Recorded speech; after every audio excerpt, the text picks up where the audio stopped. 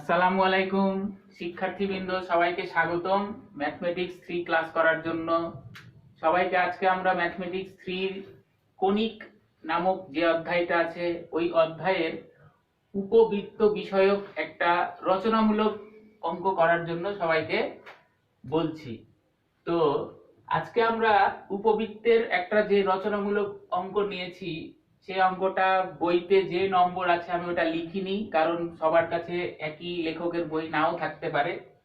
তো প্রবলেমটা মিলিয়ে নিলেই সবাই আমরা আশা করি প্রবলেমটা সবাই খুঁজে পাবো। তো এইটা কিন্তু অনেক ইম্পর্টেন্ট একটা অঙ্ক, বেশ কিছু বিগত সালে এটা এসেছে প্রশ্নে।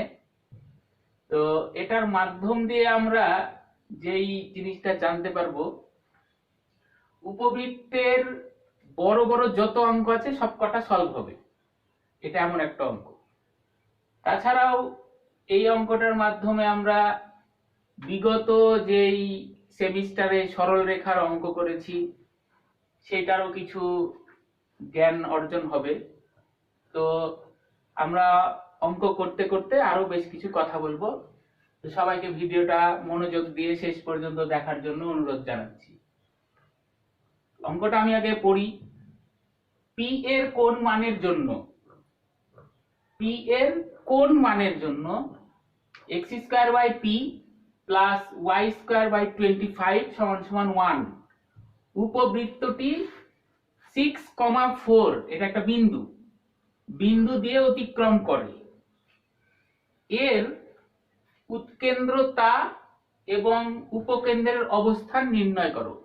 অঙ্কটাতে তিনটা জিনিস বের করতে বলেছে।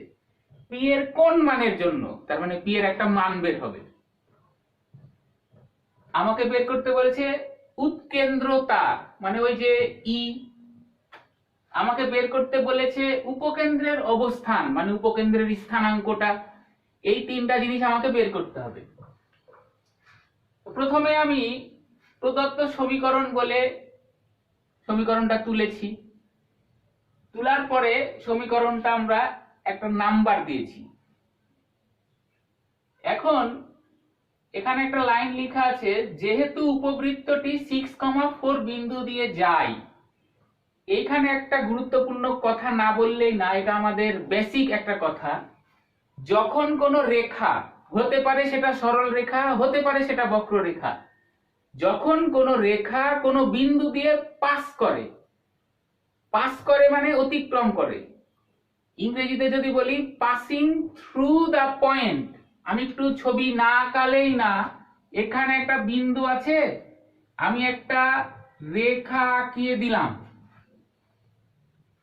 এই রকম যদি হয় যে একটা বিন্দু আছে, আমি এখানে একটা রেখা আঁকিয়ে দিলাম, এখানে একটা বিন্দু আছে, আমি একটা রেখা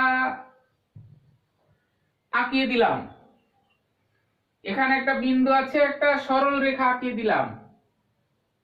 প্রত্যেকটা ক্ষেত্রেই রেখাসমূহ বিন্দু দিয়ে অতিক্রম করেছে। তাই যদি হয় এরকম ক্ষেত্রে ওই রেখাটা ওই বিন্দু দিয়ে সিদ্ধ হবে। মানে স্যাটিসফাইড, মানে বিন্দু মানেই স্থানাঙ্ক, স্থানাঙ্ক মানেই ভুজ কমা কোটি। আর সরল রেখার বা বক্ররেখার চলক তো থাকেই, ওই চলকের জায়গাতে ভুজ কোটি বসালে পারে ওইটা সিদ্ধ হয়। এটাকেই বলে বিন্দু দিয়ে যায়। এই ল্যাঙ্গুয়েজটা মানে এরকম। তাহলে এখন ভালোভাবে যদি বুঝি, যেহেতু উপবৃত্তটি এত বিন্দু দিয়ে যায়, উপবৃত্ত মানে এইটাকে উপবৃত্তই তো বলে।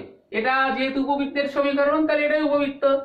যেহেতু উপবৃত্তটা এত বিন্দু দিয়ে যায়, তার মানে এই উপবৃত্তটা এই বিন্দুর দ্বারা সিদ্ধ হবে। তার মানে এই সমীকরণের যেই চলক আছে এক্স আর ওয়াই, এই এক্স হচ্ছে ভুজ আর ওয়াই হচ্ছে কোটি দ্বারা সিদ্ধ হবে। এখন আমি এই লাইনটা এখানে বলেছি, যেহেতু উপবৃত্তটি এত বিন্দু দিয়ে যায়, সেহেতু এই যে এখানে আমি সিদ্ধ করে ফেলেছি। এখানে এক্স ছিল, এক্স এর জায়গায় 6, এই যে এখানে ওয়াই ছিল, ওয়াই এর জায়গায় 4, বাকি যা যা ছিল তাই তাই আছে। এখন নর্মাল ক্যালকুলেশন। এই পুরা লাইনটুকুতে পি ছাড়া তো আর কিছু নাই, বাকি সব সংখ্যা।